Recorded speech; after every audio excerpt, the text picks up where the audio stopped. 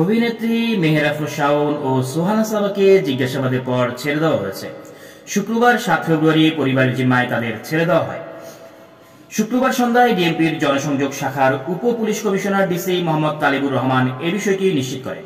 তিনি বলেন, পরিবারের জিম্মায় তাদের ছেড়ে দেওয়া হয়েছে। এর আগে দুপুরে ঢাকা মহানগর গোয়েন্দা ডিবি পুলিশের অতিরিক্ত পুলিশ কমিশনার রেজাউল করিম মল্লিক বলেন, রাষ্ট্রবিরোধী ষড়যন্ত্রের অভিযোগে তাদের দুজনকে আটক করা হয়েছে। আটকের পর ব্যাপক জিজ্ঞাসাবাদ করা হয়, আরও জিজ্ঞাসাবাদ করা হবে। এখন পর্যন্ত মামলা হয়নি।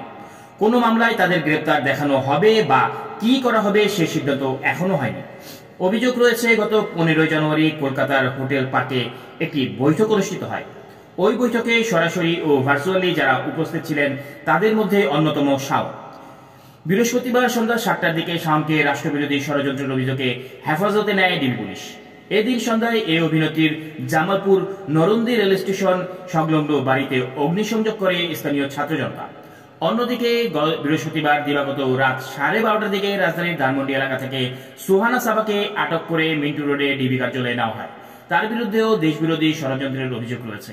সোহানা সাবা আওয়ামীপন্থী শিল্পীদের হোয়াটসঅ্যাপ গ্রুপ আলো আসবেই এতে সক্রিয় ছিলেন।